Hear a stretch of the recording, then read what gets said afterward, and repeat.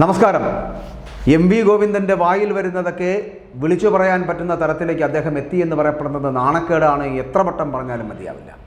കാരണം പലവട്ടം അദ്ദേഹം ഇത്തരത്തിലുള്ള ചില വാക്ചാതുര്യങ്ങൾ കാട്ടിയിട്ടുണ്ട് മലയാളിയോട്. അപ്പോഴൊക്കെ പലപ്പോഴും CPM-കാരായിട്ടുള്ള അദ്ദേഹത്തിൻ്റെ ഏറാൻ മൂളികൾ അത് പലപ്പോഴും ക്ഷമിക്കാറുമുണ്ട്. പക്ഷേ ഇവിടെ ബ്രാഹ്മണർക്ക് ബ്രാഹ്മണ സ്ത്രീയിൽ ജനിക്കുന്ന കുട്ടികളെക്കുറിച്ചൊരു വിവാദ പരാമർശം നടത്തിയിരിക്കുന്നു. അതുകൂടി നമുക്ക് കേൾക്കേണ്ടതുണ്ട്. പക്ഷേ മലയാളി ഇതും പൊറുക്കുമോ എന്ന് കണ്ടറിയാം. ബ്രാഹ്മണർക്ക് ബ്രാഹ്മണ സ്ത്രീയിൽ മക്കളുണ്ടാകുന്നതിനെ പറ്റിയല്ല എന്ന് പറയുമ്പോൾ വിവാദ പരാമർശമാക്കി മാറ്റുന്നത് എം.വി. ഗോവിന്ദൻ തന്നെയാണ്. ഇടുക്കിയുടെ ജില്ലാ സമ്മേളനം നടക്കുന്നു. അവിടെ വിവാദ പരാമർശമായിട്ട് എത്തിയിരിക്കുന്നത് CPM-ന്റെ സംസ്ഥാന സെക്രട്ടറിയായിട്ടുള്ള എം.വി. ഗോവിന്ദൻ. അതായത് ബ്രാഹ്മണന്റെ കുട്ടികൾ ഉണ്ടാകുന്നത് അഭിമാനമാ എന്ന് സനാതനധർമ്മ വക്താക്കൾ വിശ്വസിക്കുന്നതായും അത് ബ്രാഹ്മണർക്ക് ബ്രാഹ്മണ സ്ത്രീയിൽ ഉണ്ടാകുന്നതിനെ പറ്റി അല്ലെന്നും അതിനെപ്പറ്റി കൂടുതലൊന്നും പറയുന്നില്ല എന്നാണ് എം.വി. ഗോവിന്ദൻ പറഞ്ഞു വെക്കുന്നത്. എന്താണ് മാഷേ നിങ്ങളീ പറഞ്ഞത്? അത് മഹത്തരമാണ് എന്ന് പറയുന്നതാണ് ആർഷഭാരത സംസ്കാരം എന്നാണ് അദ്ദേഹം പറയുന്നത്. എന്നിട്ട് അതിന് കൊടുക്കുന്ന പേര് സനാതനധർമ്മം. ഇതാണ് ഗോവിന്ദൻ പറഞ്ഞു വെച്ചത്. ഗോവിന്ദ, എന്താണ് ഗോവിന്ദ ഇത്? CPM ഇടുക്കി ജില്ലാ സമ്മേളനത്തിൻ്റെ സമാപന സമ്മേളനം ഉദ്ഘാടനം ചെയ്തുകൊണ്ട് അദ്ദേഹം പറഞ്ഞ ഈ നെറികേട് എങ്ങനെ സഹിക്കാനാണ്? പട്ടികളെപ്പോലെ പാവപ്പെട്ടവരെ തല്ലിക്കൊല്ലാൻ അവകാശമുണ്ടായ കാലം, നിഴലുകൾ തമ്മിൽ കൂട്ടിമുട്ടിയാൽ പോലും അയിത്തമുണ്ടായിരുന്ന കാലം, ബ്രാഹ്മണർ പോയ വഴിയിലൂടെ പോകാൻ പാവപ്പെട്ടവർ തീണ്ടൽക്കാർ ശബ്ദമുണ്ടാക്കി പോകേണ്ടിയിരുന്ന കാലം, വിവാഹം കഴിഞ്ഞാൽ ഈ ആദ്യ ദിവസം യജമാനൻ്റെ വീട്ടിലേക്ക് വധുവിനെ കൊണ്ടുപോകേണ്ട കാലം, ഈ ബ്രാഹ്മണ്യത്തിൻ്റെ ധർമ്മത്തെയാണ് നിങ്ങൾ സനാതനമെന്ന് പറയുന്നത് എന്ന് ചോദിക്കുകയാണ് ഗോവിന്ദൻ. ആ ധർമ്മം ഈ രാജ്യത്തെ ജനങ്ങൾക്കെതിരെ ആണ് ഉള്ളതെന്ന് ഗോവിന്ദൻ പറഞ്ഞു.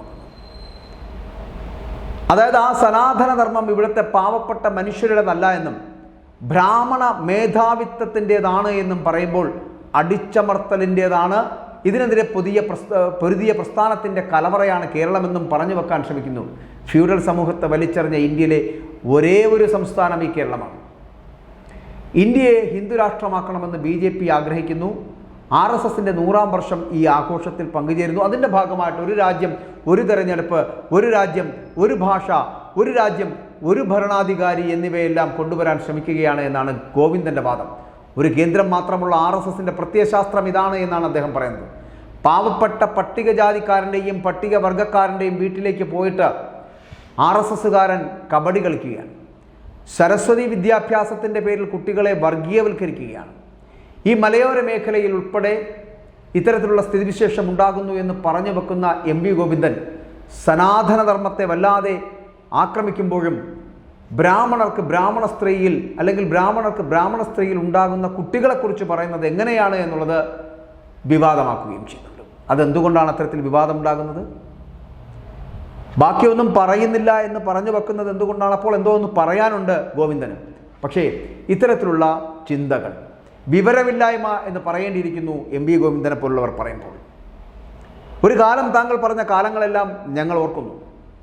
മാറുമറയ്ക്കാൻ കഴിയാത്ത കാലത്തെക്കുറിച്ച് വരെ ചിലപ്പോൾ ചരിത്രത്തിലൂടെ നമ്മൾ ബോധ്യപ്പെട്ടവരാണ്. പക്ഷെ ആ ചരിത്രത്തെ നമ്മൾ തിരുത്തി എഴുതുവാനോ ഇന്നത്തെ ഈ കാലഘട്ടത്തിൽ അതിനെക്കുറിച്ച് സംസാരിച്ച് ഒരു വർഗബോധം ഉണ്ടാക്കിയെടുക്കുവാനുള്ള നിങ്ങളുടെ ശ്രമമുണ്ടല്ലോ, അത് ചെറുതായി പോകുന്നതിന് തുല്യമാണ് എന്ന് പറയാതിരിക്കാൻ കഴിയില്ല. എം.വി. ഗോവിന്ദൻ തൊടുന്നതെല്ലാം പൊന്നാക്കുന്ന തരത്തിലുള്ള വാർത്തകളാകുന്നു എന്ന് നിങ്ങൾ തെറ്റിദ്ധരിക്കരുത്. നിങ്ങൾ ചെയ്യുന്നതെല്ലാം മണ്ടത്തരങ്ങളാണ്. നിങ്ങളുടെ പാർട്ടിക്കാർ തന്നെ നിങ്ങളിൽ നിന്ന് അകന്നു പോകുന്നതാണ് നിങ്ങൾ ചെയ്യുന്നത്. നിങ്ങൾ തരം താഴുകയാണ്. വിവരമില്ലായ്മ നിങ്ങളുടെ കൂടപ്പിറപ്പാവുകയാണ്. ഇതിൽ നിന്ന് നിങ്ങൾ പിന്നാക്കം സഞ്ചരിക്കേണ്ടിയിരിക്കുന്നു ശ്രീ എം.വി. ഗോവിന്ദൻ. നാളെ ചിലപ്പോൾ ഈ പിണറായി അടക്കമുള്ളവർ ഈ പാർട്ടിയും സംവിധാനങ്ങളും മുഖ്യമന്ത്രി കസേരയും ഒക്കെ വിട്ടെറിഞ്ഞു പോകുമ്പോൾ പാർട്ടി സെക്രട്ടറി എന്നുള്ള ലേബലിലിരിക്കുന്ന താങ്കൾക്ക് ചിലപ്പോൾ ഈ മുഖ്യമന്ത്രി പദത്തിലേക്ക് എത്താൻ പറ്റിയാൽ അന്ന് താങ്കൾക്ക് ചിലപ്പോൾ ഈ ബ്രാഹ്മണരെ കൂടി ഉൾക്കൊണ്ടുകൊണ്ടാണ് ഭരിക്കേണ്ടത് എന്നുള്ള കാര്യം മറന്നു പോകരുത്.